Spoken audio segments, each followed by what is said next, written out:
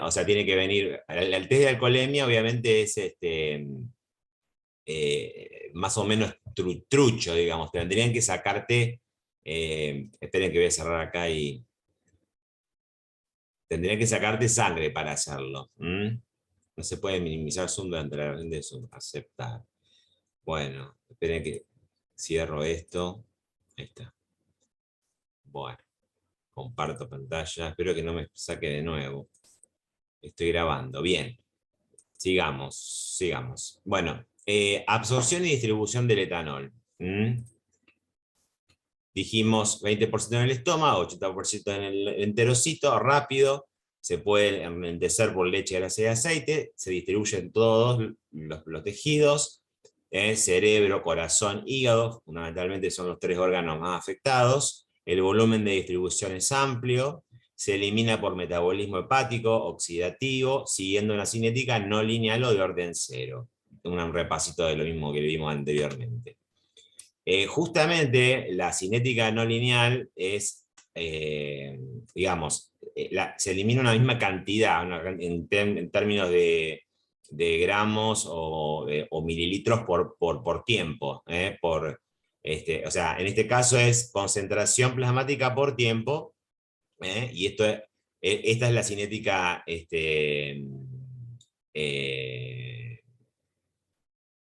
perdón, concentración por tiempo, se elimina una cantidad constante, entonces esta es la rama. Y esta es la forma, digamos, de la excreción de la cinética de orden 1. Se elimina un porcentaje por unidad de tiempo y el descenso es exponencial con un tiempo de vida media constante. En cambio acá el tiempo de vida media puede variar. O lo visto de otra manera, si lo calculamos en forma de concentración del fármaco respecto a la dosis, uno le da una dosis, aumenta la dosis, la concentración sigue una cinética lineal de aumento de la CP. En cambio, el metabolismo, en la eliminación metabólica de fármacos que se saturan, como el alcohol deshidrogenasa, llega a un punto que es lineal y desde ahí se hace no lineal. Como el alcohol etílico y algún otro fármaco que puedan mencionar.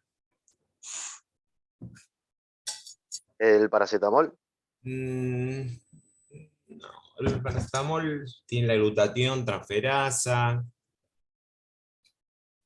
Sí, creo que es no lineal, pero yo me acordaba más de la difenilia antoína, que es peligrosa justamente por eso, porque puede, o de la aspirina. Pero el paracetamol no estoy seguro. Tendría que, pero puede ser que se sature por la glutatión transferasa y por eso produce toxicidad. Ok. Bueno, con respecto al metabolismo, esto ya lo vieron, rápido. El alcohol etílico se metaboliza principalmente, voy a usar mi pluma, en el citosol, a partir de esta enzima que es la alcohol deshidrogenasa, que utiliza mucho NAD, o sea, lo reduce básicamente.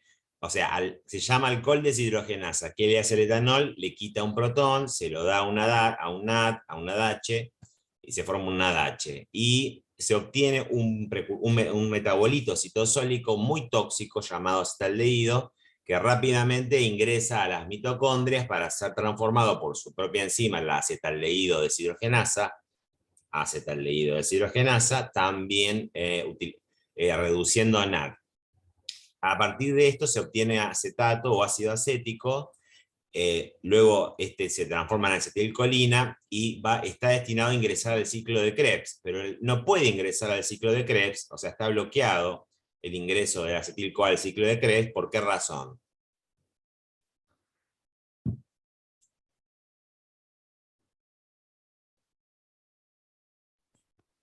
Como verán, el metabolismo del etanol involucra dos enzimas que deshidrogenan y que reducen NAD. Por lo tanto, ¿qué pasa en el ciclo de Krebs con el NAD? ¿Qué vinculación hay? Necesita o sea, queda saturado el NAD, en NADH. Exactamente. Hay tanto NADH que eso inactiva el ciclo de Krebs para la producción O sea, ya hay mucho NADH y por lo tanto el ciclo de Krebs no tiene que producirlo. Entonces empieza a aumentar las concentraciones de NADH. ¿Y para qué se utiliza el NADH sobre todo? La cadena respiratoria. Sí, ya sé, pues, ese es un uso también, pero cuando se acumula dentro de una célula porque no puede ingresar al ciclo de Krebs. Sobre todo este NADH que es NADPH, a nivel microsomal. A ver, lo que yo estoy diciendo es que metabolizar una molécula de etanol, transformarla en acetaldehído y luego transformarla en acetato, lleva a la reducción del NAD. Ese exceso de NAD es un cofactor, el NAD, NADH, es un cofactor reducido, es un cofactor importantísimo para la síntesis de ¿qué? ¿De lípido? De lípidos, de ácidos grasos y de triglicéridos. Entonces, lo que quiero decir, metabolizar alcohol etílico, metabolizar etanol, es lipotrófico, lipotrópico. O sea, tomar una molécula de etanol, metabolizarla hasta el aldehído y luego acetato, es sintetizar mayor cantidad de lípidos. Por eso el hígado está destinado a la esteatosis. Porque hay mayor producción de ácidos grasos y luego de triacilglicéridos, producto del exceso de NAD que no puede ingresar al ciclo de Krebs porque está bloqueado, digamos. Ahora, estas dos vías, la microsomal, se llama microsomal porque en farmacología, al retículo endoplásmico liso, cuando se hace un homogeneizado del hígado y se corta un trocito, aparecen los microsomas, que son partecitas de lo que vendría a ser el REL. Entonces, hablar de microsomal es hablar del retículo endoplásmico liso.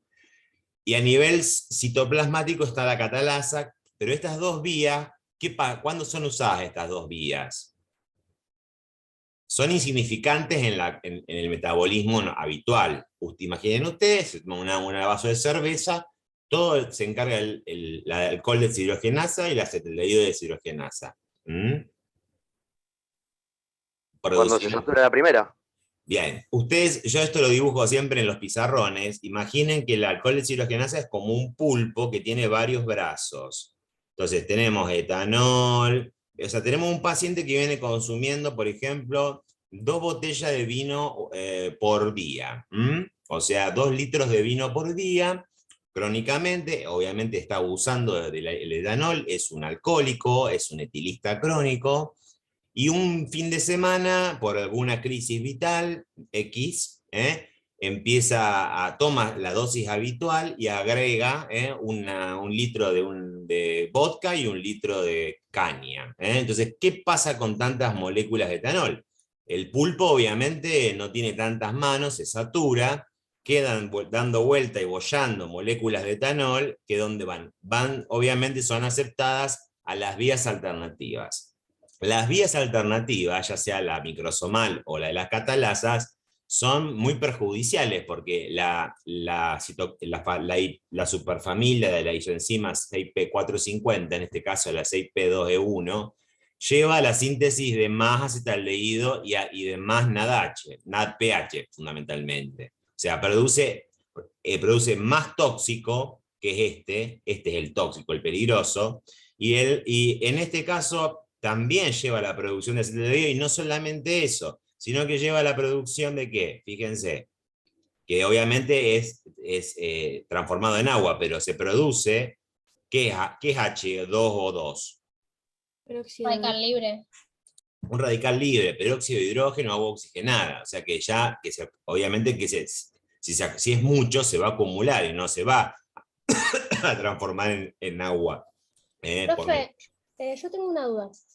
Había leído que el alcohol terminaba, o sea, el etanol terminaba inhibiendo el ciclo de Krebs. ¿Eso por qué es? ¿Se satura en algún momento el ciclo de Krebs por la tanta producción de NAD?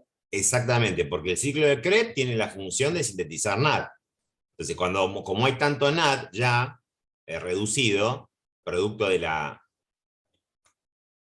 del metabolismo del alcohol, el ciclo de Krebs se detiene, digamos, se interrumpe, no no necesita más, o sea, se bloquea en el sentido de que ya no está saturado, el nivel de NAD es excesivo, digamos. O sea, ya hay mucho NAD y ya hay mucha actividad sintética, sobre todo lipídica, cosa que es peligrosa. Perfecto. Bueno, gracias, profe. Bien. O sea que una cosa que es constante en el alcohólico crónico es que va a hacer esteatosis. Está destinado a hacer esteatosis porque metabolizar etanol es lipotrófico. Lleva la síntesis de ácidos grasos y triglicéridos, que obviamente se acumulan en pequeñas vacuolitas, primero en el hepatocito, como se dibujó en el hepatocito, en primeras vacuolitas, y luego forman macrovacuolas, terminando en una macrovacuola con el núcleo desplazado hacia la periferia de la célula. Esto es una esteatosis ya macrovacuolar y estas son esteatosis microvacuolares. Bien. Bueno, estos ya lo dieron en el video, cuánto es la dosis máxima en gramos por día, teniendo en cuenta, bueno, son 80 y 40. ¿Por qué 40 en la mujer? Ustedes ya lo saben. ¿Por qué es la mitad? La dosis máxima de alcohol, ¿por qué es la mitad en las chicas, en las mujeres? No Porque menor cantidad de menor cantidad de... más. Sí, pero ¿de qué enzima? ¿De la masa de qué enzima? El alcohol Es deshidrogenasa. hidrogenasa. El alcohol deshidrogenasa, no del acetaldehído deshidrogenasa. Los que tienen déficit de acetaldehído deshidrogenasa son ¿quiénes? Hay algunos asiáticos, no todos, más que nada los japoneses, que obviamente al no tener tanto acetaldehído deshidrogenasa, acumulan acetaldehído, hacen un síndrome de acetaldehído, se ponen rojos, calientes, se hipotensan, se marean mucho, por eso no es que no tomen alcohol, toman su alcohol, el sake en pequeñas dosis, pero tienen menor tolerancia, por una cuestión de variabilidad biológica, como vieron en farmacología. En la mujer justamente es la mitad. Tengan en cuenta que la cerveza tiene una gradación o graduación de 4%, o sea que en 100 mililitros hay 4 gramos, en 1 litro hay 40 gramos. Por lo tanto, yo dibujé 2 cervezas, 80 gramos para el varón, una cerveza, 40 gramos para la mujer. Me está siguiendo, ¿no? Con el vino pasa algo distinto, 16%, ya en 1 litro hay 160 gramos. Por lo tanto, en medio litro ya tenés los 80 gramos del varón, o que es lo mismo 2 copas, que son 250 mililitros, 500 mililitros, cada copa, y 250 mililitros en una sola copa de vino. O sea, una copa de vino ya es el límite en las mujeres, y 2 copas de vinos por día, estamos hablando, es el límite en el varón. Tengan en cuenta que hay muchas pacientes que van a ver que les admiten beber media botella de vino por día. O sea, están pasados, están tomando 4 vasos por día, y son etilistas crónicos, regulares o bebedores regulares. Con el whisky, claramente, como la gradación es 40%, en 100 mililitros ya están los 40 gramos, o sea que con 2 vasos con la medida de 100 mililitros ya cumplís la dosis, y con una medida de 100 mililitros cumplís la dosis. O sea, a mayor concentración, bien. ¿Esto está claro? ¿Por qué es menor? O sea, este es el número a partir del cual se considera que el paciente tiene un problema, un consumo problemático, le llamamos. Un consumo problemático, donde el paciente no está pudiendo lograr controlar el consumo de la sustancia lo está dominando a él, él o ella está perdiendo su autonomía, que es gravísimo eso, hasta, bueno, yo considero, y digo lo mismo siempre, el alcoholismo crónico es la más grave de todas las enfermedades que tratamos los médicos psiquiatras. Es la enfermedad psiquiátrica más grave que existe, y quizá la más frecuente, mucho más frecuente que la depresión. Lo que pasa es que a la depresión se la ha sobrevalorado, y se meten en el síndrome depresivo muchos problemas subjetivos que no son verdaderas melancolías, son problemas de la personalidad, neurosis, etc. Entonces está sobredimensionada la depresión como causa de incapacidad incluso. El alcoholismo crónico es una enfermedad que está negada socialmente, naturalizada, velada, y justamente las familias tienen problemas para aceptarlo, el paciente tiene problemas para aceptarlo, es duro, se generan muchos conflictos intrafamiliares, si hay violencia, porque vamos a ver por qué puede haber violencia. Está contraindicado claramente en cualquier hepatopatía, en las úlceras gastrointestinales, en el embarazo, ni hablar, no le vamos a decir a una embarazada, bueno, sí, tomate una copita de cerveza. Y obviamente es que en los usuarios de psicofármacos, sobre todo las benzodiazepinas, los barbitúricos, las benzodiazepinas, los barbitúricos y los hipnosedantes no benzodiazepínicos, como el solpidem, la sopiclona, la esopiclona, no sé si alguna vez tomo para dormir, esos son medicamentos para el insomnio que no son benzodiazepínicos. Bueno, no obstante eso, hay mujeres que toman en el embarazo. Usos terapéuticos, creo que me lo preguntaron por WhatsApp una alumna sobre el uso con la intoxicación con metanol. Hay usos, son poquitos, obviamente lo usamos mucho como desinfectante cutáneo. Ahora en la larga pandemia nos vivimos alcoholizando las manos, también limpia y endurece y es astringente. Por eso cuando ustedes hagan una sutura, va tapada la sutura 3 días, más o menos, con curaciones planas, y después se saca la gasa, se deja los puntos al aire, y el paciente lo único que tiene que hacer es topicar con alcohol toda la herida quirúrgica suturada. A la semana eso genera astringencia, digamos, acercamiento de los labios, y los puntos se aflojan, y a la semana, tac, tac, tac, tac, y el paciente ya se va con la herida. Tiene varios usos médicos importantes en ese sentido. Enfría la piel al evaporarse en los pacientes febriles, pero yo prefiero que hagan panitos fríos con agua, no le pongan alcohol, quizás le cae algo en el ojo, le cae algo en la boca, en la nariz, en los oídos, tiene una toxicidad. Es útil como solvente para tóxicos cutáneos, bueno, ahí mencionó uno, y se puede inyectar a veces para la neuralgia del trigémino, algunos carcinomas inoperables para el dolor, incluso llega a la anestesia si uno da grandes dosis de alcohol, porque lo pone en coma al paciente. Sí existe un tratamiento útil en los pacientes que se intentan matar con metanol. ¿Por qué? Porque el metanol se metaboliza, usa la misma enzima citoplasmática que es el alcohol deshidrogenasa. Entonces, pero es 7 veces menos afín. O lo que es lo mismo, el alcohol etílico es 7 veces más afín que el alcohol deshidrogenasa. Entonces, cuando le das etanol al paciente, intoxicado por metanol, obviamente, el etanol agarra toda la masa de alcohol deshidrogenasa y no evita que el metanol se transforme en formaldehído, no en acetaldehído, en formaldehído y luego en ácido fórmico, que es el que produce la acidosis metabólica que lleva a la muerte al paciente. ¿Estamos? ¿Es el alcohol de quemar, profe?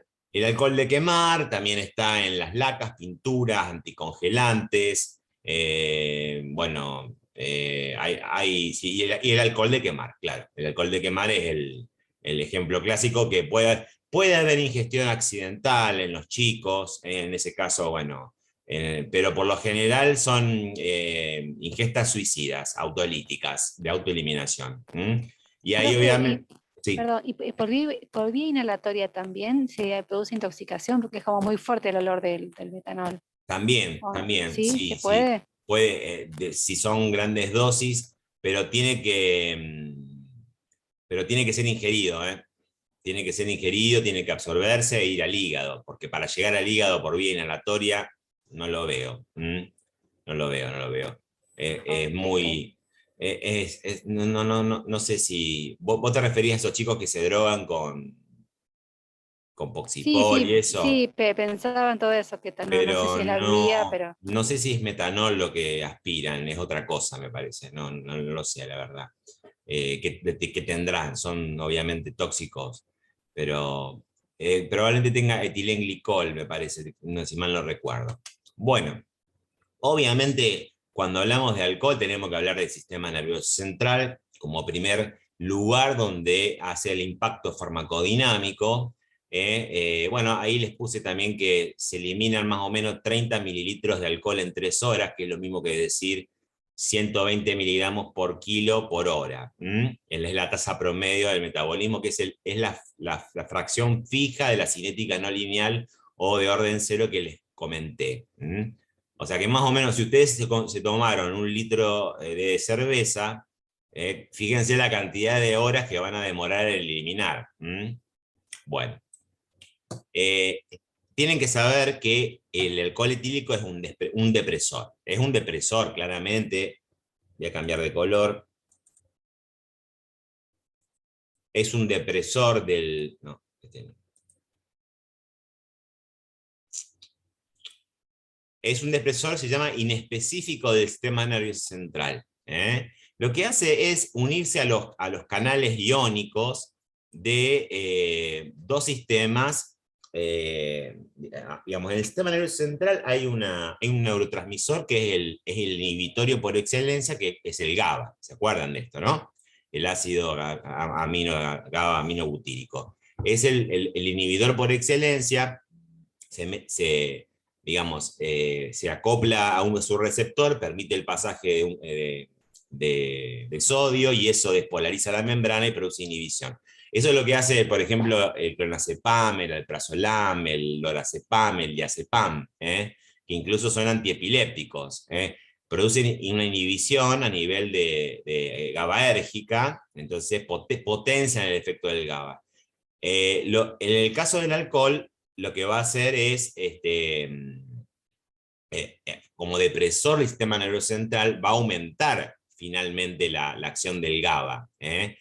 O sea, finalmente aumenta la acción del GABA cuando se une al receptor, facilita la entrada del coso y se produce un efecto inhibitorio, un efecto depresor. Y en el caso del glutamato, que es el neurotransmisor excitatorio por excelencia, lo que le hace al glutamato es, digamos, inhibir su efecto excitatorio. Pero eso va a ocurrir a medida que uno vaya sumando ingesta, pero con un vasito ya de vino o 2 vasitos de cerveza, ocurre lo contrario.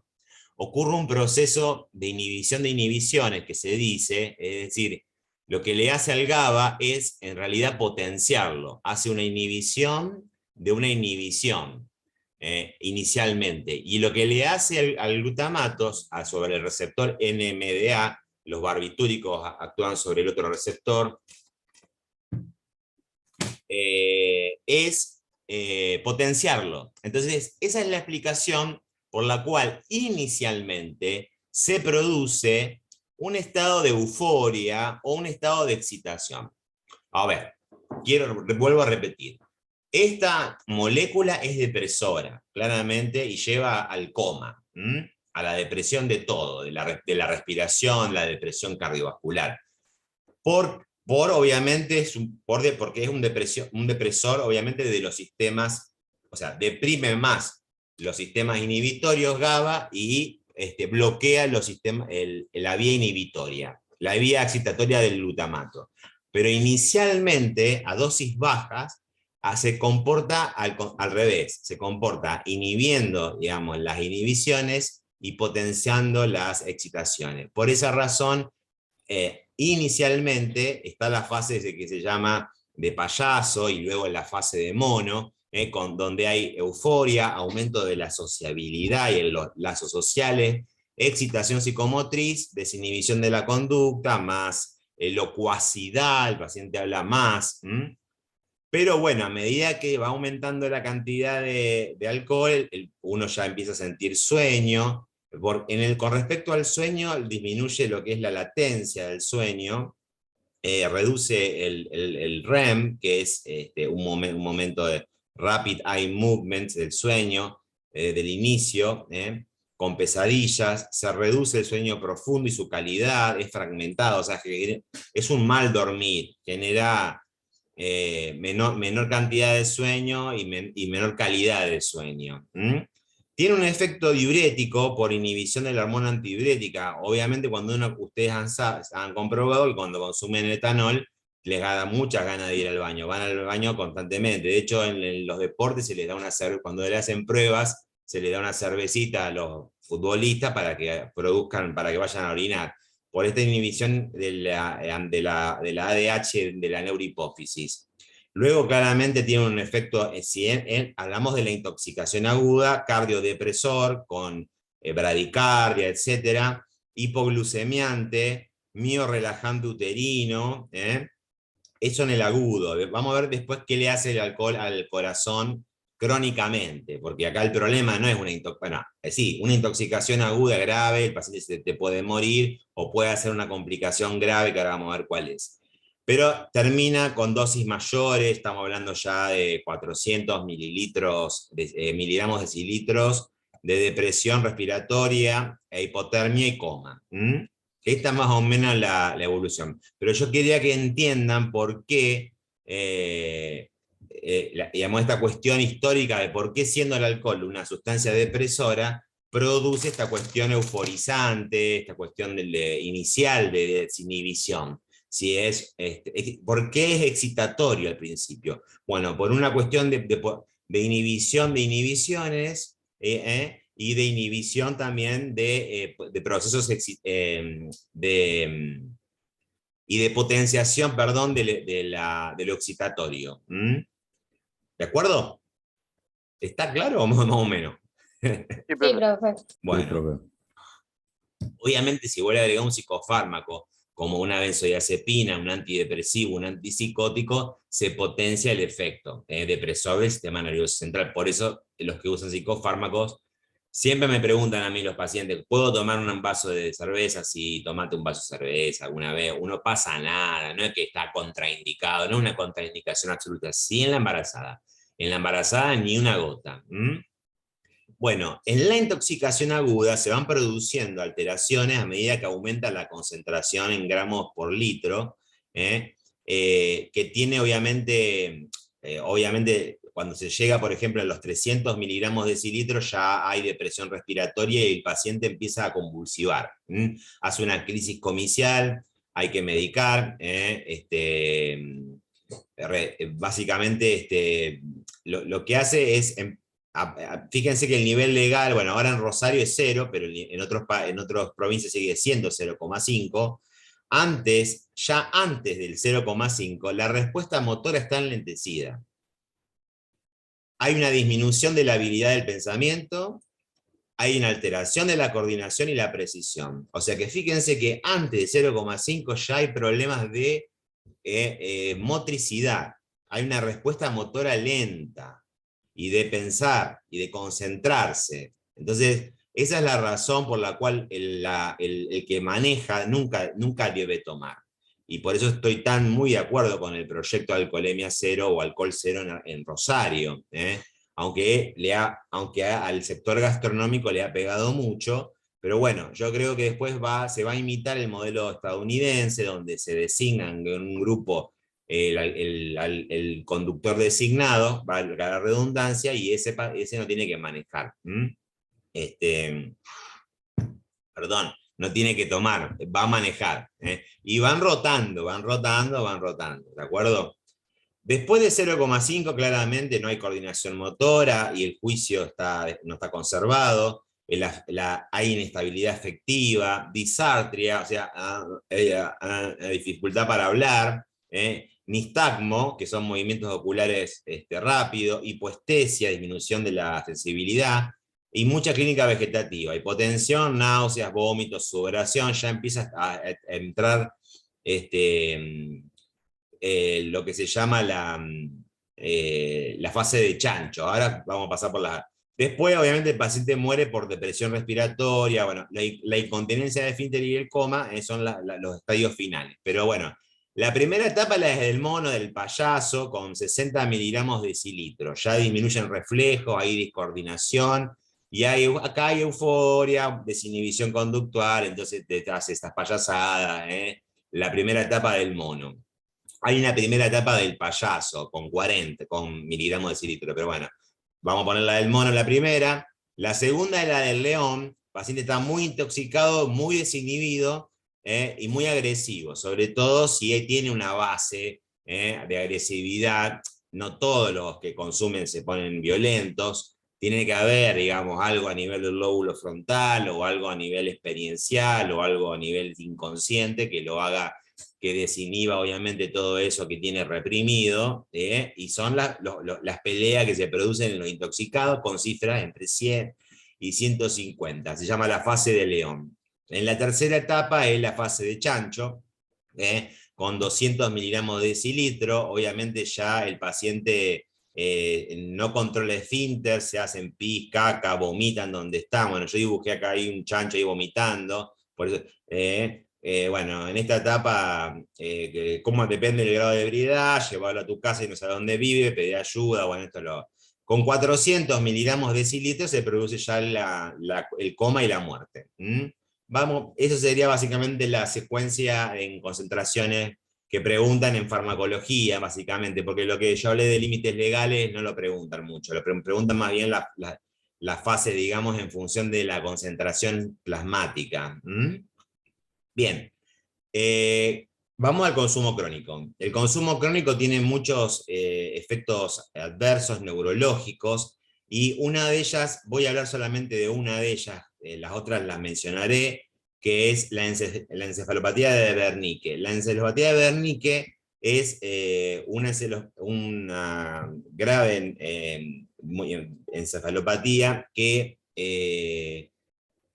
justamente ocurre cuando el paciente se intoxica y no es tratado con la vitamina tiamina. No se le coloca en el suero vitamina B1, la tiamina, que los americanos llaman banana pack, o sea, bolsa de banana, porque es amarillenta, porque está diluida la tiamina en ese suerito, y cursa con neuropatía periférica, es multicausal, déficit de tiamina, la toxicidad de los elementos, hace una polineuropatía mixta, y puede mejorar dándole tiamina y abstinencia, pero por lo general es permanente, con obviamente discapacidad. Puede haber degeneración cerebelosa asociada con ataxia, es decir, incapacidad de coordinar los movimientos, y otras bueno, la demencia por alcohol es la primera causa tóxica del síndrome demencial. De los pacientes con demencia en la actualidad, 50 de 100 son por Alzheimer. 25 son vasculares, por paciente hipertenso, diabético, tabaquista o dilipidémico, que han hecho microinfartos cerebrales con pérdida de tejido nervioso y hacen una demencia vascular. A veces hay pacientes con Alzheimer y demencia vascular, una demencia mixta. Y un no despreciable 10% está causado por el alcohol, que es la demencia alcohólica. Después le muestro el cerebro de un alcohólico crónico comparado con el cerebro normal. Psiquiátrico. Bueno, está la llamada psicosis de Korsakoff, escrita por Korsakoff, donde el principal problema es que los pacientes no se acuerdan de nada, sufren de una amnesia gravísima, anterógrada, es decir, lo que pasó en 5 segundos se lo olvidaron, desayunaron y se olvidaron lo que estaban haciendo. Es una complicación a su vez de la de Wernicke. Hay una alteración grave de la memoria reciente, como les dije, pero se reserva la memoria remota, o sea, lo más viejo, antiguo. Y el coeficiente intelectual. Puede haber desorientación, fabulación, también se trata con tiamina a altas dosis, pero la respuesta es pobre. Bueno, también puede producir alucinosis alcohólica, el consumo crónico. Empiezan a haber voces, básicamente, alucinaciones auditivas, muy angustiantes, insultos de contenido sexual. Generalmente la alucinación auditiva más frecuente en el varón es, bueno, la voy a decir porque es la que refieren los pacientes, puto, o de tipo de insultos como no sabéis de nada, matate, mierda, sos una mierda, bueno, insultos muy graves de la alucinación. La alucinación es un fenómeno perceptivo, sensoperceptivo, un trastorno de la sensopercepción, donde viene desde el afuera, viene un percepto, ingresa por la vía auditiva, y en el sistema, digamos, en alguna parte del sistema nervioso central se integra esa sensación, se hace un percepto y se combina con otro elemento de nuevo que le agrega el psiquismo, y se genera así una alucinación, que obviamente parece venir de afuera, Son las famosas voces de los psicóticos. Bueno, esto obviamente puede producir también la celotipía alcohólica, que es casi una especie de psicosis también, donde hay un delirio básicamente de que la pareja le es infiel, y obviamente tiene consecuencias, puede haber homicidios de la pareja, etc. Bueno, síndrome depresivo, trastorno del sueño. Bueno, en realidad yo creo que el alcoholismo en realidad es una enfermedad secundaria. Si quitamos el velo del alcohol, vamos a encontrar probablemente con una melancolía. Bien, esto sucede cuando, por ejemplo, le quitamos bruscamente a un alcoholista crónico su dosis diaria. Tomas 4 botellas de vino por día, uno se las quita, lo interna 15 días en una institución que lo contenga, y para desintoxicar va a desarrollar lo que se llama el famoso delirium tremens. Tremens de tremor o de temblor, es decir, aparece delirio,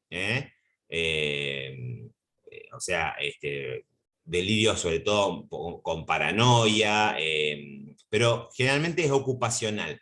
En las instituciones se ponen a arreglar calefactores, equipos se suben a ver las luces, digamos, son esos tipos de delirios ocupacionales. Los ves arreglando cosas en el psiquiátrico, etc.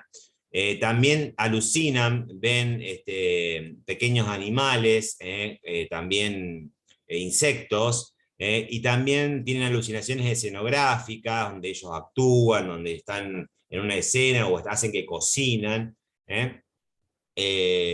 Somáticamente es frecuente la aparición de hepatitis o pancreatitis, y obviamente hay que hacer un soporte vital, hay que darle, bueno, evitar las convulsiones, vitaminas, benzodiazepinas, obviamente, porque, bueno, ese es el delirium tremens, que obviamente puede causar la muerte si no se trata.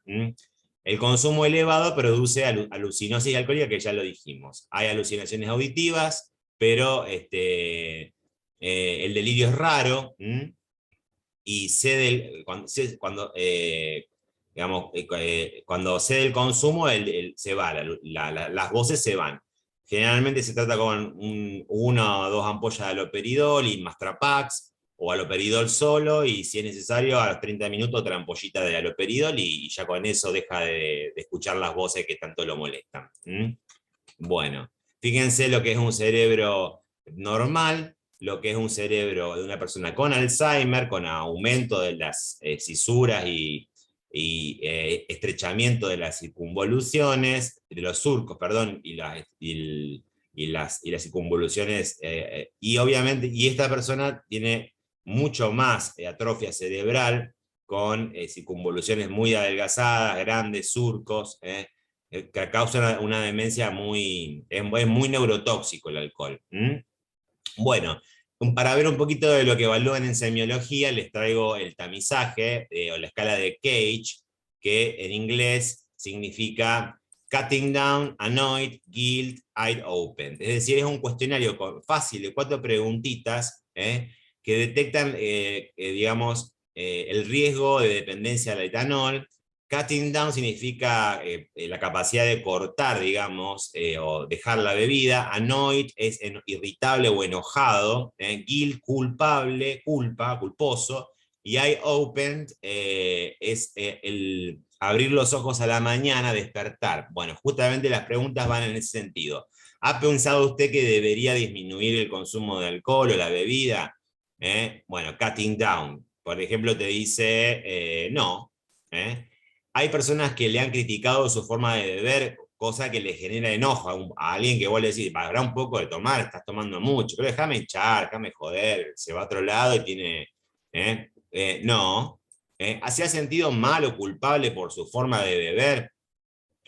el paciente niega que está enfermo, para él forma parte de su vida, tomarse sus tragos. No. ¿Ha tomado usted un trago como primera cosa en la mañana para calmar sus nervios? Bueno, ese es un signo muy subjetivo de que el alcoholismo es grave. Pueden contestar, esta pueden contestar que sí. Que sí. Y en realidad, bueno, acá estoy contestando como un paciente que está negando su alcoholismo, pero en realidad, si el paciente se sincera, va a responder, si responde 3 sí o 4 sí, es definitivamente alcohólico. Si responde 2 sí, es alto riesgo de alcoholismo, y si respondió como respondí yo acá, negando mi enfermedad, hay un problema, pero no alcohólico. Esta es el famoso cuestionario Cage, y el otro es el cuestionario Audit, Alcohol Use Disorders Identification Test, que básicamente pretende discriminar varios problemas asociados al consumo de alcohol, consumo de riesgo, consumo perjudicial, así como la dependencia. O sea, el objetivo es detectar quién abusa del alcohol en APS, identificar las personas que podrían beneficiarse de los programas que hay, como Alcohólicos Anónimos, etcétera, de abandono, deshabituación de la Bueno, hay un cuestionario que lo pueden encontrar en cualquier lugar, el audit, no lo vamos, ahí se los dejo para que lo lean después en la grabación, y se va dando un puntaje, con qué frecuencia consume buena bebida alcohólica, cuántos consumos de bebida suele realizar en un día normal, con qué frecuencia toma 6 o más bebidas alcohólicas en un solo día, con qué frecuencia, y así, hasta la última pregunta. Las puntuaciones total iguales o mayores sugieren indicadores de consumo de riesgo. Bueno, ahí está, les quería mostrar el audit. ¿Estamos con los cuestionarios? Eso es de Semio. Bueno, vamos un poquito de la anatomía patológica. ¿Qué le hace el alcohol etílico? Bueno, ya dijimos, el consumo agudo intoxicado, depresor cardiovascular, ¿de acuerdo? Ahora, el consumo crónico, el etilismo crónico, puede producir esto. Yo acá les estoy poniendo una diapositiva de un hermoso corazón absolutamente normal. Fíjense que está cortado, mostrando la cavidad ventricular izquierda y la cavidad ventricular derecha, este es el tabique interventricular. Fíjense que esperen, el espesor del ventrículo izquierdo mide más o menos, bueno, no tenemos regla de referencia, pero va a medir, ¿cuánto mide normalmente el espesor de la pared libre del ventrículo izquierdo?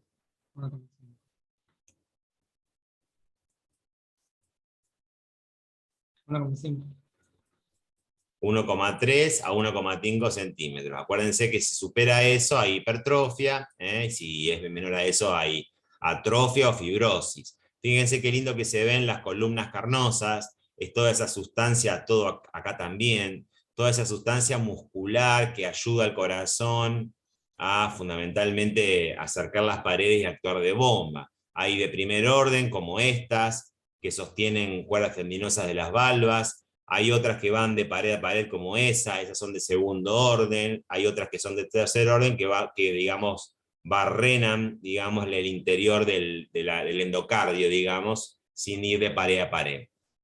Acá, lo que pasó, esto es un ventrículo izquierdo abierto, acá está la válvula, acá está la válvula aórtica con sus 3 valvas, y claramente se encuentra en un estado de dilatación, con pérdida también de sustancia muscular, adelgazamiento de la pared. En realidad, este es un corazón que está dilatado globalmente, con las 4 cámaras, es por efecto tóxico del acetaldehído, metabolito del etanol, y también por el déficit de vitamina B1 o tiamina.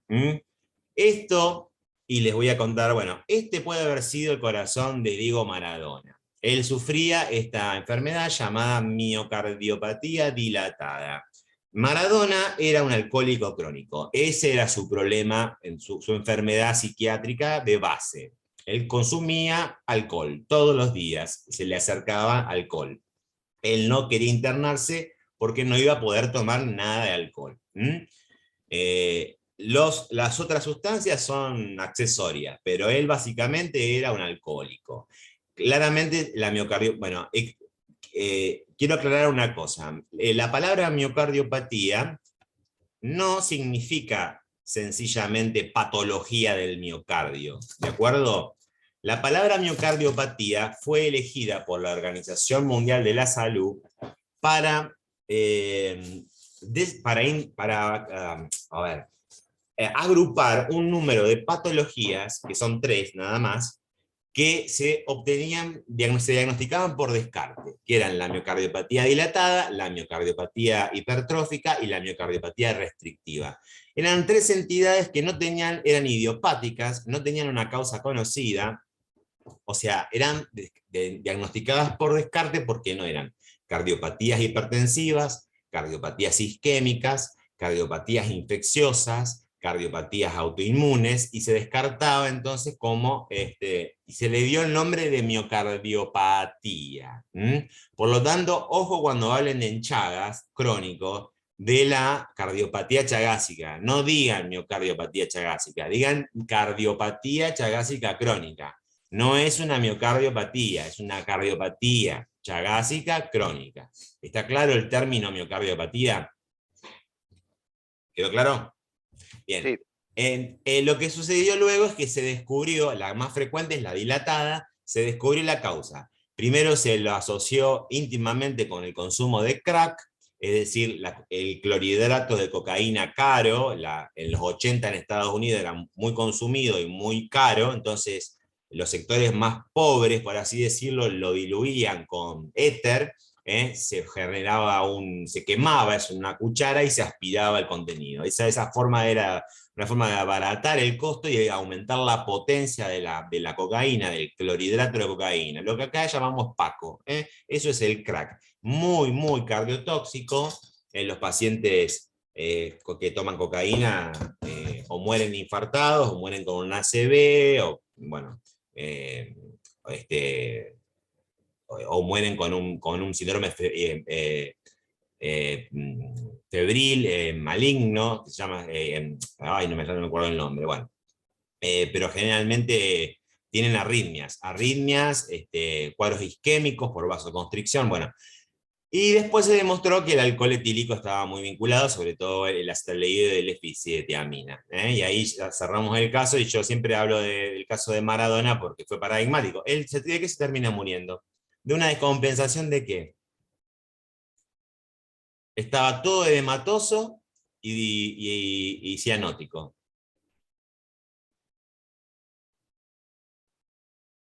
Insuficiencia cardíaca. Se termina muriendo de una descompensación de una insuficiencia cardíaca global. Edemas periféricos, hidroperitoneo, edema pulmonar. O sea, y le seguían dando alcohol, le seguían dando un porrito. O sea, el paciente tenía que estar en un sanatorio, en una clínica, en un hospital, no ahí, en esa casa. Bueno, no vamos a hablar de Maradona, que en paz descanse, bueno, ni de lo que hizo Maradona. Simplemente lo menciono porque uno lo recuerda un poquito al caso. Bueno, este es un hígado normal, yo se les muestro siempre, tiene la capsulita, se ve un poquito distinto, no es el color habitual, porque el color habitual es un poquito más oscuro, es más rojo vinoso, no es tan anaranjado como parece acá. Pero yo les quiero mostrar, lo pongo acá, porque al sacarlo, digamos, recuerden que tiene la cápsula de Gleason, que es muy adherente, si vos la querés arrancar digamos, sacar o quitar, te llevas con vos parte del parénquima. El parénquima hepático es generalmente muy friable, ustedes han cocinado hígado, bueno, cuando lo quieren cortar se desarma todo, parece una gelatina, es friable. El hígado tiene además una gran cantidad de orificios. ¿Por qué tiene gran cantidad de estructuras huecas que lo atraviesan? ¿Qué les parece? Arterias, puede ser. Tiene arterias. Por la división funcional. O sea, tiene la rama de la arteria hepática, del tronco celíaco, la rama y las venas suprahepáticas afluentes de la vena cava inferior. Después, ¿qué más tiene?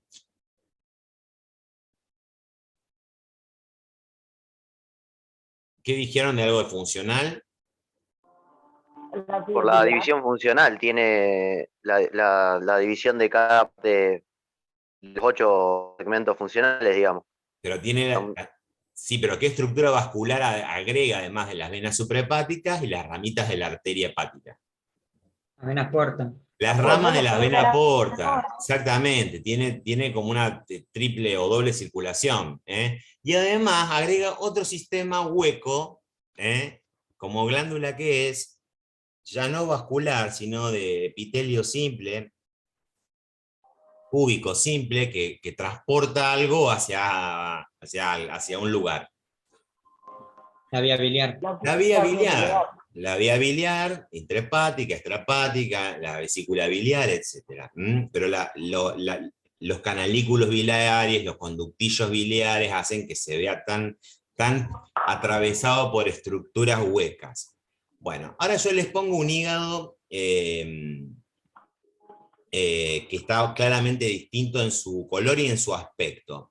Qué lástima que está cortado esta imagen acá, pero yo lo voy a... este hígado está dado vuelta, en realidad, a ver.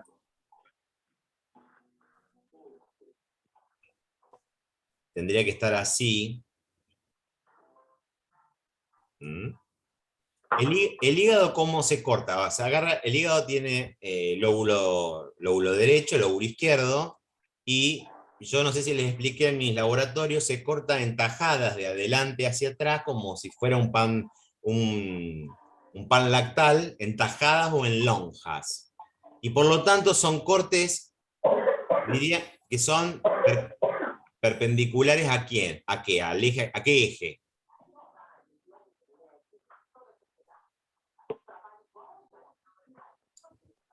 Si el hígado es así, a ver, pasa que no estoy presentando.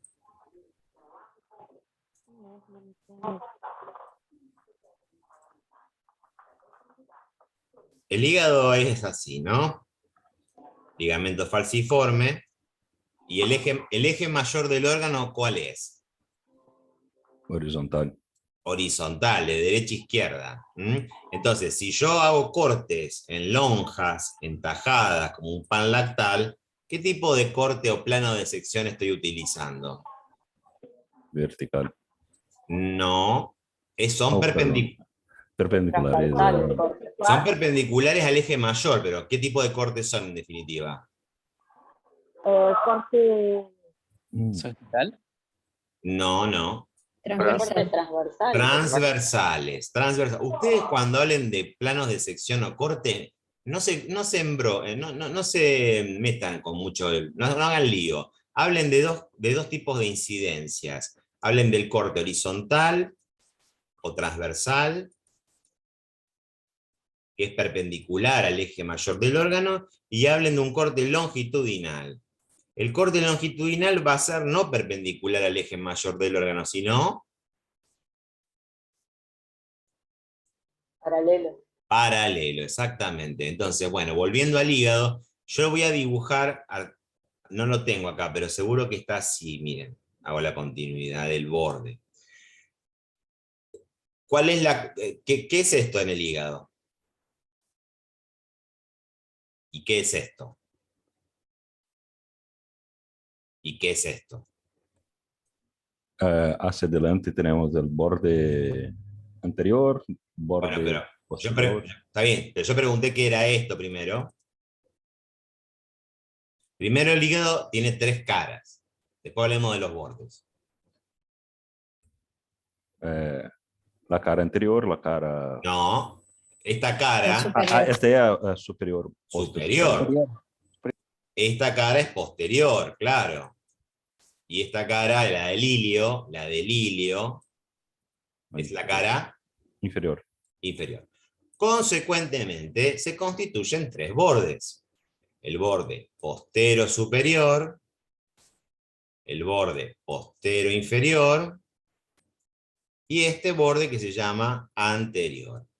Ahora, ¿qué es el borde? ¿Por qué el borde anterior es muy importante en semiología? Ya sea palpándolo, yendo por digamos, las zonas topográficas derechas, fosa ilíaca derecha, flanco derecho a hipocondrio derecho, o con la manito de cucharita, o directamente yo le meto la mano debajo de la costilla, le digo, toma aire, inflate el pecho y veo si lo tacto o no.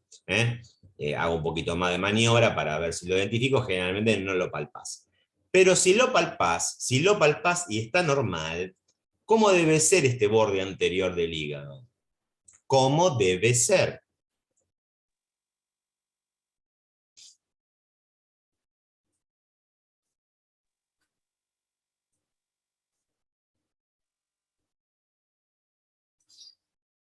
Ahí lo dibujé. ¿Cómo debe ser? Profe, yo olvidé la palabra, pero no puede ser redondeado, o sea, está más... Uno palpa una punta roma. Filoso. No, justamente tiene que ser filoso, como dice Fausto. Filoso, cortante, anguloso. ¿De acuerdo? Así es el borde anterior del hígado, cortante. Y justamente, esto es importante en la semiotecnia, porque imaginen que el borde anterior es así bien agudo, cortante. Y yo lo vuelvo romo. ¿Qué significa romo? Redondeado. No. Que no tiene punta. Algo romo, como este mouse, es algo que no tiene filo. Romo es sin filo. Justamente lo que pasa acá. El filo se pierde. Síganme, este es el hígado y el borde anterior filoso. ¿Y qué pasa? Se vuelve romo. ¿Ven? ¿Qué pasó con el hígado? Se agrandó. Muy bien. ¿Qué nombre recibe eso? Hepatomegalia. Claro. O sea, la palpación de un borde anterior del hígado romo nos indica que hay hepatomegalia. En este caso, ¿a expensas de qué? Fíjense que no solamente el color es diferente, sino que el aspecto, si uno lo pudiera tocar, miren, la imagen que les estoy mostrando acá es la misma que está en el frasco en el aula de anatomía A. No es la misma, es otra imagen, pero es parecida, digamos. Incluso en el frasco hay pequeñas partículas amarillas que están flotando en el formol al 10%, que es agua, y 10% de formol, en definitiva, diluido.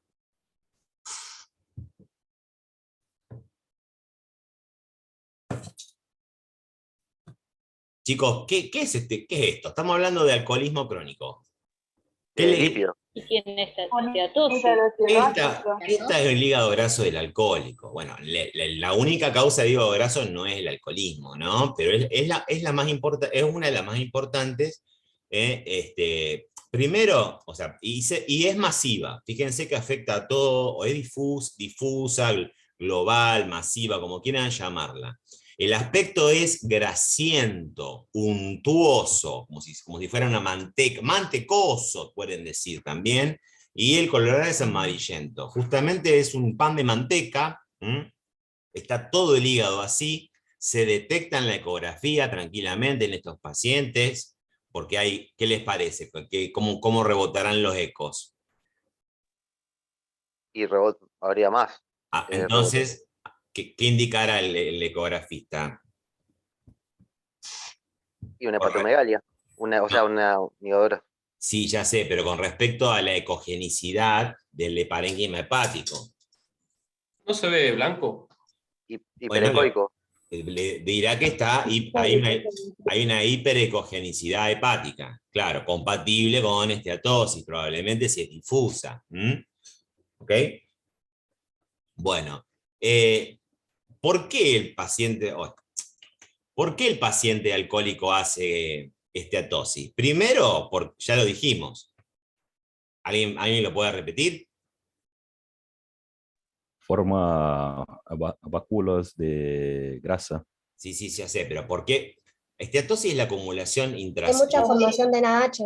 Bueno, ya dijimos que metabolizar alcohol, para excretarlo, ya es productor de lípidos. O sea, todo ese NAD va a tomar acetato para producir ácidos grasos, y ácidos grasos sin triglicéridos. Entonces, si fuera esto una fábrica, el hígado, que está, no sé, al lado de la circunvalación, la fábrica y su maquinaria está produciendo más lípidos. Hay un aumento de la producción de lípidos. Un aumento de la síntesis lipídica. Metabolizar el alcohol en la fábrica es producir mayor cantidad de lípidos.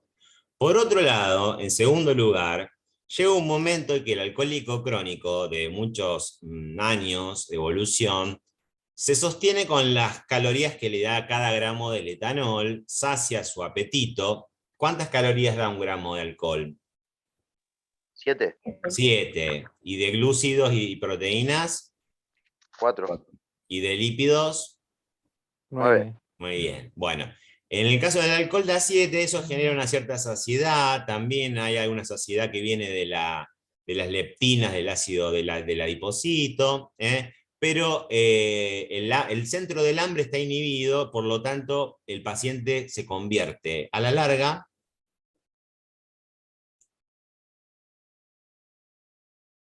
¿Desnutrido? en un desnutrido, sí. Entonces empieza a haber un fenómeno, digamos, la desnutrición, obviamente hace depresión de las reservas de lípidos en adipocitos, y también empieza a haber sarcopenia por consumo de la masa muscular, digamos. ¿Y por qué no come proteínas? No come Ahí hay proteínas. ¿Cómo? Es caquexia. Puede ser. No. O caquexia, digo, cuando se empiezan a consumir las reservas proteicas. Sí, ¿qué pasa con Lautaro? No escuché bien, se te cortó. ¿Se llama caquexia, puede ser? Bueno, sí, llegan a la caquexia o también llamada emaciación, pero antes de llegar ahí, como no come proteínas o come muy poquitas, tiene un pool de aminoácidos bastante bajo o nulo. Entonces, a nivel hepático, ¿qué puede estar faltando en esta fábrica?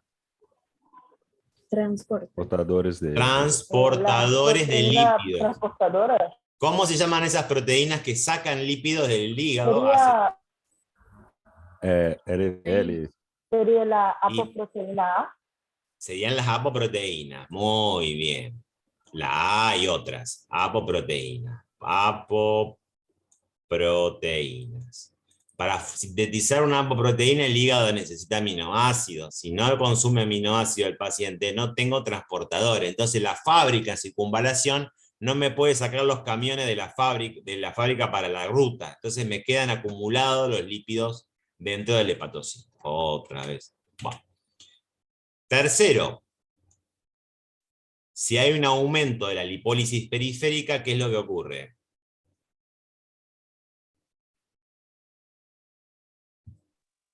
El aumento de los ácidos grasos en sangre.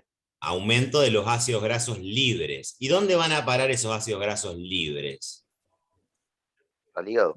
Al hígado. Entonces la fábrica está recibiendo, además de estar produciendo más ácidos grasos, no está pudiendo transportarlo, encima recibe camiones que le traen lípidos. Todo un problema. Por eso es la acumulación.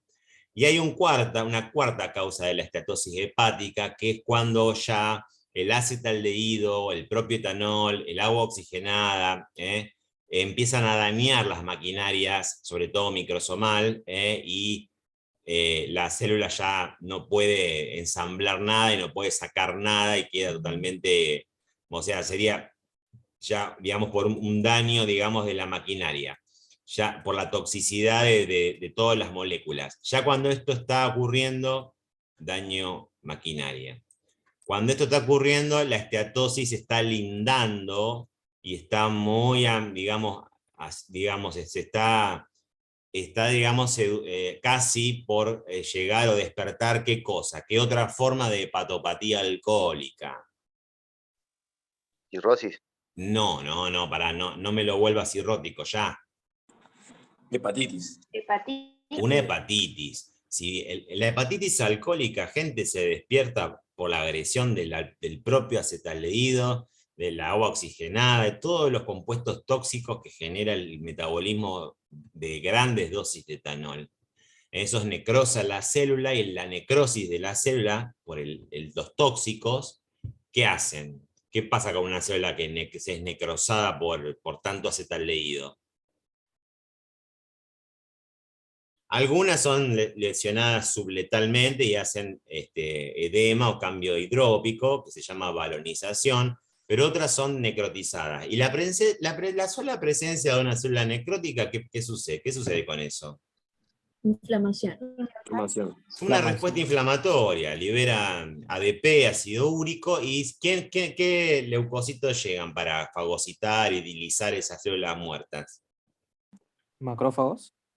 Bueno, más tarde, pero inicialmente sería Neutrófilos. neutrófilos, muy bien, neutrófilos, exactamente. Entonces la hepatitis alcohólica es una forma de hepatitis aguda que se caracteriza por tener necrosis hepatocelular, hepatocitos balonizados y un infiltrado polimorfo nuclear neutrófilo. Muy diferente a lo que sucede con las hepatitis virales, donde hay balonización, hay ya no necrosis, sino apoptosis inducidas, y un infiltrado, ¿de qué tipo?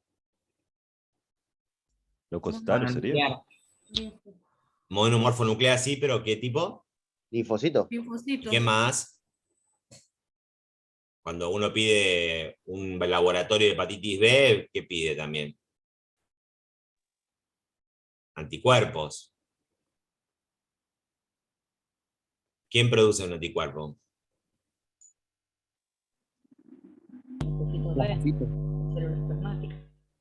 El plasmocito. Linfocitos B. Sí, linfocitos B y plasmocitos. Es linfoplasmocitario el infiltrado, ¿de acuerdo? Los linfocitos serán T, B, y los plasmocitos obviamente son B activos para síntesis de inmunoglobulinas. Ok. Bien, acá en esta imagen, a ver, ¿por qué quedó tapada? Descartar. En esta imagen yo le estoy mostrando una microscopía de un hígado, que fíjense la gran cantidad de macrovacuolas ópticamente vacías. ¿Por qué se ven vacíos los citoplasmas de los hepatocitos con cambio graso? En los núcleos se ven basófilos ahí aplastados en la periferia. Pero ¿por qué se ven? Esta es una estatosis masiva histológicamente hablando, ¿y por qué se ven ópticamente vacíos?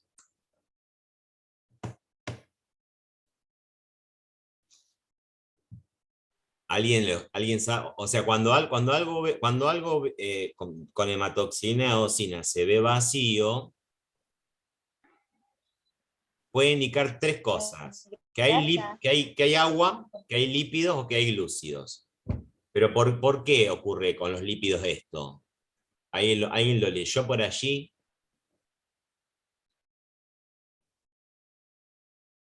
Cuando se prepara la coloración con hematoxina y eosina, hematoxilina, se incluye el tejido en parafina y se usan sustancias alcohólicas. Esas sustancias alcohólicas son detergentes y eliminan el lípido del hepatocito. Entonces, cuando la hematoxina eosina tiñe, no tiñe nada porque está vacío, ¿entienden? Si yo quisiera confirmar realmente, utilizo una inclusión distinta y utilizo una coloración distinta, que no se basa en alcoholes. ¿Qué coloraciones para lípidos conocen? ¿Se acuerdan de histología normal?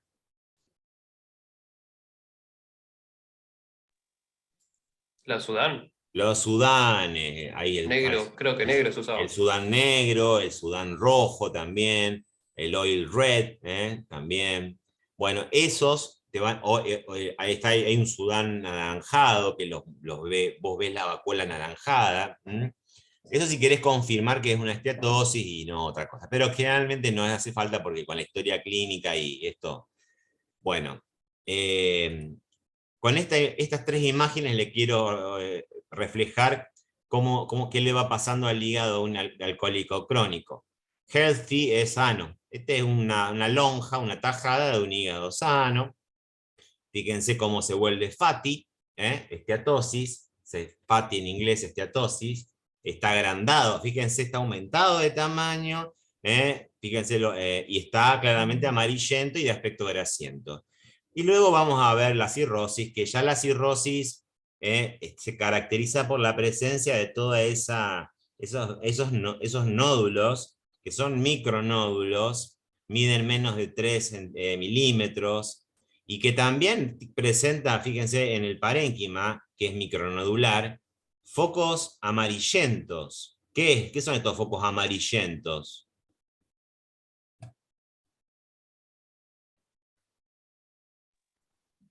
Acúmulo de grasa. Claro, o sea, ¿qué sigue habiendo en una cirrosis alcohólica? Esteatosis. Miren, exactamente. La esteatosis siempre está. Es el elemento constante de la hepatopatía alcohólica.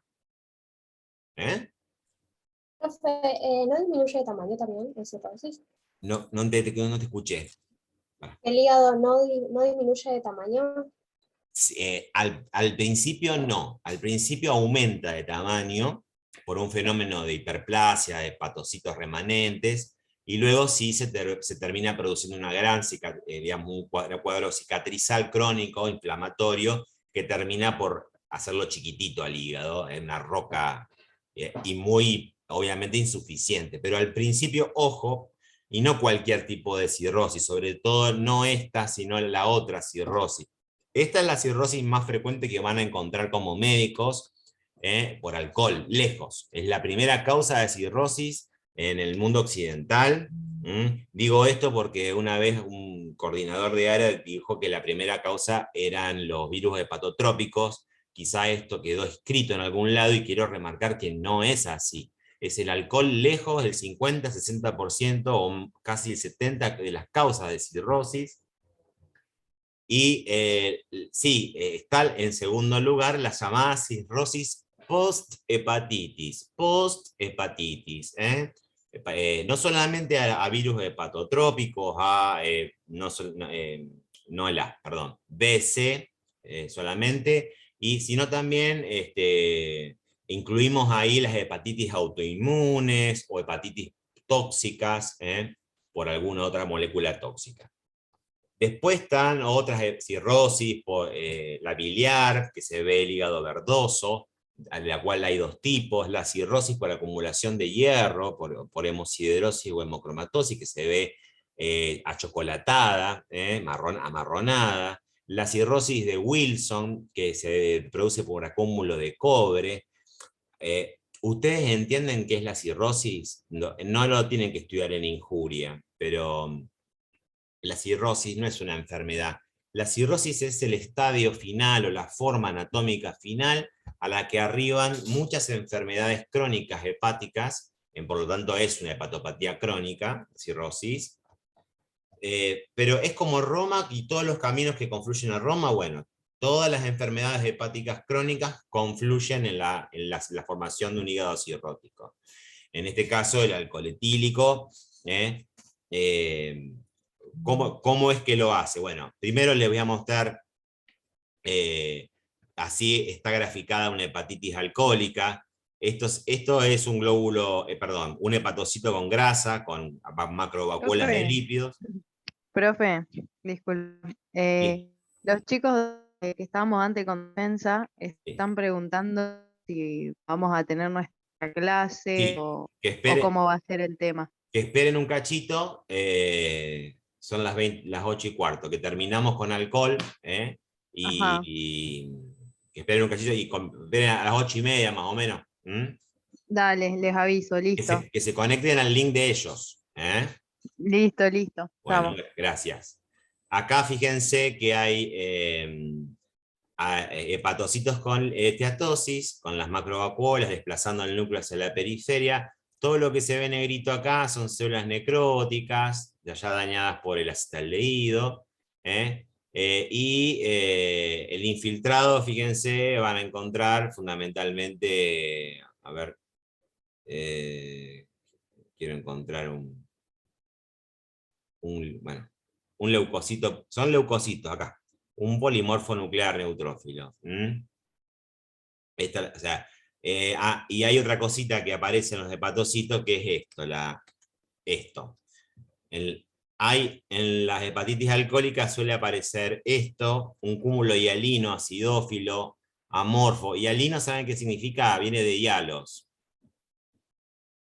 Aspecto vidroso, ¿no es? Y a los vidrioso, amorfo, homogéneo, y claramente hiperacidófilo, hipereosinófilo en la tinción con hematoxina eosina, también es Paz positivo. La hialina de Mallory es un efecto citopático del alcohol, del acetaldehído y demás, sobre las citoqueratinas del citoesqueleto del hepatocito que lo coagulan y generan un acúmulo, ¿qué tipo de acúmulo se llama? Ustedes estudiaron acúmulos ya para el primer parcial. ¿Qué tipo de acúmulos son? Son, por ejemplo, la hialina de Mallory, los cuerpos de Kunzelman, la arterioloesclerosis hialina, los cuerpos de Russell, los cuerpos de Negri. ¿Son qué tipo de cúmulos? ¿Cuál es su naturaleza? Ya vimos la esteatosis que son cúmulos lipídicos. ¿Proteico? Y claro, ¿por qué son proteicos? Esa respuesta hubiera nacido por una cuestión, básicamente, si hubieran pensado la cuestión tensional. ¿Por qué se ven hiperacidófilos, hipereosinófilos? Porque hay una destrucción de la proteína. Hay estructuras. De la estructura proteica terciaria, cuaternaria, entonces se desenrolla como en la degeneración, que ustedes hablaron, en la desnaturalización, perdón, proteica de la patología celular, de la lesión celular, pasa lo mismo, entonces captan más, hay más grupos amino y carboxilo proteico, captan más la eosina, porque las proteínas son básicas. Son básicas y por lo tanto tienen afinidad por el colorante. Sí. Tienen afinidad por el colorante. Por el colorante ácido. Que es la eosina. Bueno. ¿Quién estaba hablando? Bien. Vamos a ir. Epa.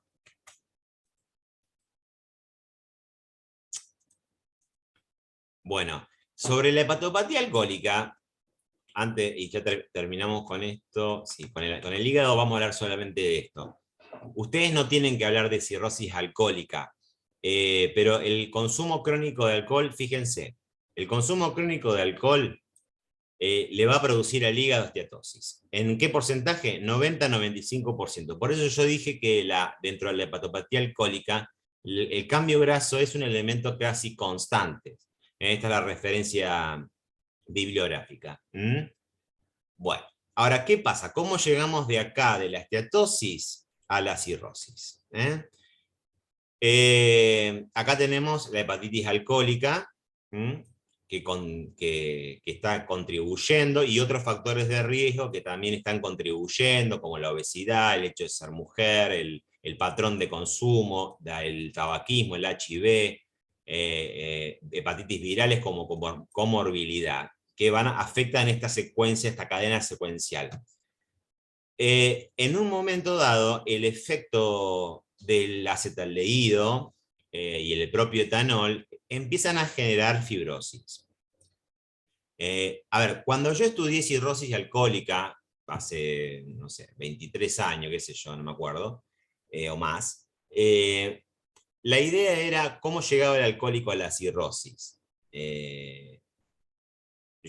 Cómo uno pensaba que, o sea, yo me lo imaginé, cómo me imaginé que llegaba a la cirrosis. Hacía un montón de hepatitis alcohólicas aguda, cada hepatitis le necrosaba una gran cantidad de hepatocitos, perdía estructura del lobulillo hepático, y las fibrillas, lo que se llama el estroma de reticulina, ese estroma, esa maravilla radiada que permite la disposición en hileras en el lobulillo, que todas miran hacia al centro, a la vena centrolobulillar, tienen una cara hacia el capilar, hacia el sinusoide, y una cara hacia el canalículo. Bueno, esa trama de reticulina, que es colágeno, se destruye en la cirrosis, pero y uno pensaba que el paciente hacía una hepatitis, otra hepatitis, otra hepatitis, otra hepatitis, y dejaba un hígado cicatrizal con nódulos de regeneración. No.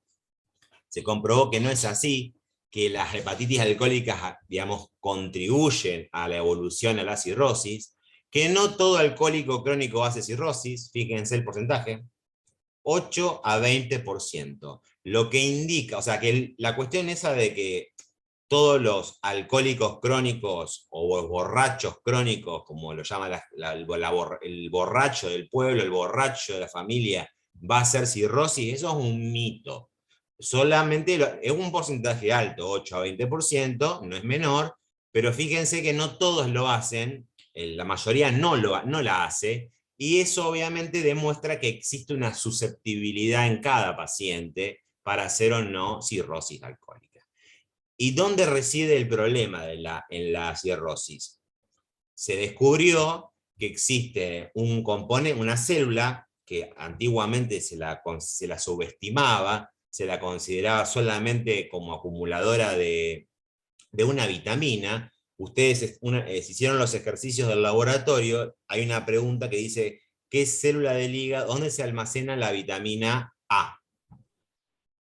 Que es estrelladas de hito, ¿no son? en las células estrelladas de hito o las células de hito hepáticas. Bueno, las células de hito, también llamadas lipocitos, bueno, esas células son dañadas por el acetaldehído y por tóxicos, el propio etanol, y se diferencian a una especie de miofibroblastos móviles y empiezan a producir colágeno. Colágeno no de colágeno cicatrizal, que empieza a penetrar en todos los sinusoides y va disecando y va alterando la arquitectura del lobulillo. Ahí se inicia la cirrosis. La cirrosis es un problema de desorganización del lobulillo, la vena centrolobulillar queda desplazada hacia la periferia, el espacio porta comprimido.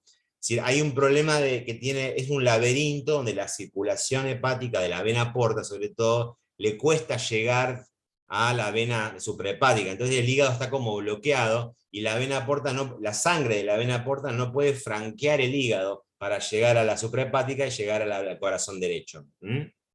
Eso lo van a ver más en defensa, pero entiendan que el problema lo produce no tanto los fenómenos necrotizantes que contribuyen a que haya cirrosis en el futuro, sino la participación de un fenómeno previo a la cirrosis, de fibrosis, de la cual es responsable la famosa célula de hito.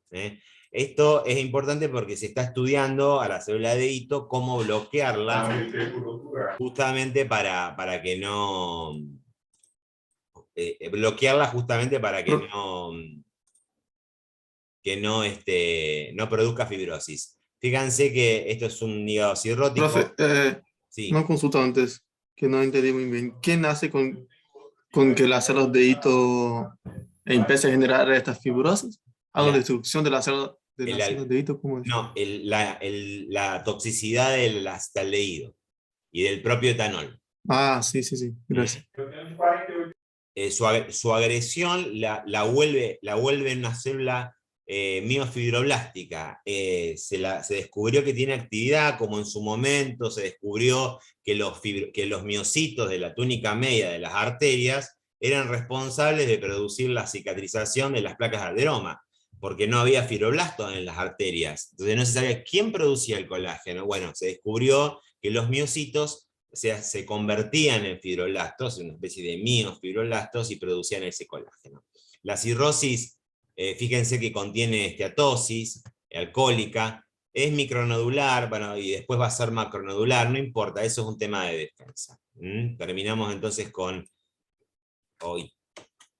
hígado. El páncreas también es un órgano afectado, este es un páncreas normal. El páncreas es un órgano afectado, pero sobre todo por el alcohol, sobre todo es afectado dando pancreatitis crónica. O sea, la pancreatitis aguda es causada por cálculos, ¿se acuerdan? En un 90% de los casos. O sea, la pancreatitis aguda es litiásica en la mayoría de los casos. ¿Qué cálculos? ¿Qué tipo de cálculos y dónde estaría el bloqueo para que se genere una inflamación de la glándula? Donde desemboca con el de la vesícula, con el colédoco. El coledo con el Wirsum, ahí en la ampolla de váter. El lito bloquea la desembocadura y los jugos pancreáticos que tienen enzimas inactivas, pero tienen enzimas ya activas, como la lipasa. Empieza un proceso de autofagia, la glándula empieza a autonecrosarse. Pero la mayoría, el alcohol puede generarte una pancreatitis aguda, pero no es tan frecuente. No obstante, sí se lo relaciona más bien con la pancreatitis crónica, porque el consumo crónico va generando que el jugo pancreático se vuelva más denso, genere tapones mucosos, genere pequeñas áreas de necrosis y fibrosis, y termina siendo un hígado cicatrizal,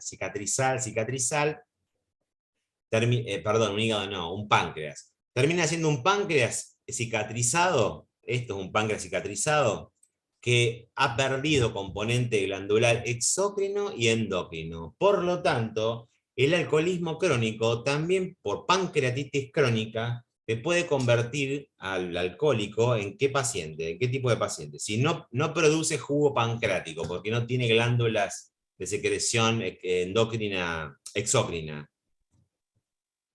¿qué es lo que te ocasiona? ¿Malnutrición? Sí, no. O bueno, sí, va a haber malnutrición, pero ¿por qué? Una mala absorción. Mala absorción, que es distinto, porque yo necesito la lipasa, por ejemplo, para formar, junto con las sales biliares, bueno, o necesito la tripsina para las proteasas, para las proteínas. Entonces, no se absorben. Y desde el punto de vista endocrino, una diabetes tipo 1. no, se llama diabetes secundaria. Ojo, la diabetes que es causada por una pancreatopatía, como esta, o porque a un paciente se le sacó el páncreas, una pancreatectomía, una duodenopancreatectomía en un cáncer de páncreas de cabeza, el paciente se queda sin páncreas y queda diabético. O en enfermedades que producen hormonas que son contrarreguladoras, como un Cushing, la acromegalia que produce hormona de crecimiento, el feocromocitoma que produce catecolaminas, bueno, y otros. En esos casos la diabetes se llama diabetes secundaria a otra patología. Luego tenemos la diabetes primaria y dentro de ellas tenemos la de tipo 1, que se da en infantos juveniles y autoinmune, y la de tipo 2, que es la más frecuente, la que vemos en el consultorio, 90% de los casos con resistencia a la insulina. ¿Entendido? La relación entre la... Sí, sí. Ok. Bien, y por último, el trastorno del espectro alcohólico fetal o la fetopatía alcohólica genera retraso mental, anomalías estructurales del encéfalo, en la cara, y produce cardiopatías congénitas. Es lo más importante, comunicaciones interauriculares, comunicaciones interventriculares. El tabaco también produce básicamente retraso del crecimiento intrauterino, prematurez, mayor riesgo de hendiduras bucofaciales, es decir, ¿cómo se llama esto? Labio. Leporino. Exactamente, chicos. Y el alcohol, hoy por hoy, es la primera causa de retraso mental en niños. O sea, fíjense la importancia de los embarazos. Siempre, mucho más que otras causas de retraso mental. En realidad, con el tema del retraso mental hay una cuestión ahí, hay niños que no quieren saber quizá. Hay toda una cuestión, una mirada muy amplia del retraso mental, que no está limitada solamente a ese invento yanqui del coeficiente intelectual, es más complejo la cuestión. Bueno, por último, yo les puse ahí para que lo vean, que cuando consideramos que un paciente ya desde el punto de vista psiquiátrico es dependiente del alcohol, véanlo después en el video, y para divertirnos un ratito, les dejo un paciente alcohólico, un paciente que ustedes seguramente conocen. A ver.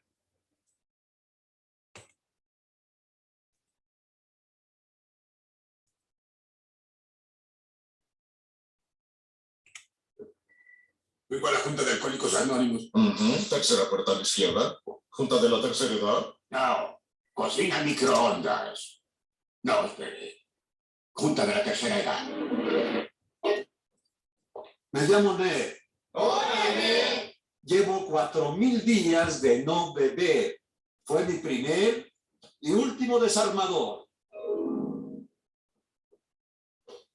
¿Me leíste la columna de Ann Landers? Ann Landers es una vieja aburrida. No era un hombre, era un animal. Me llamo Otto y me encanta todo lo que marea. Yo soy Casimiro. La bebida arruinó mi vida y tengo 31 años. Me llamo Homero y estoy aquí porque la juez me lo ordenó. Con nuestra ayuda no volverás a tocar una cerveza. ¿Su marido un bebedor empedernido? Y dicen que tal vez tengo un problema. Homero, ¿a veces bebes solo? ¿Dios cuenta como persona? No. Entonces sí. ¿Bebes antes de dormir? ¡Ay, qué buena idea! ¿Escondes cerveza por la casa? ¿Escondo qué? ¿Bebes para escapar de la realidad?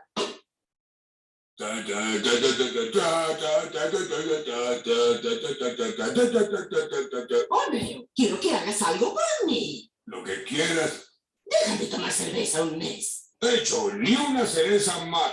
¿Dijiste cerveza o cereza?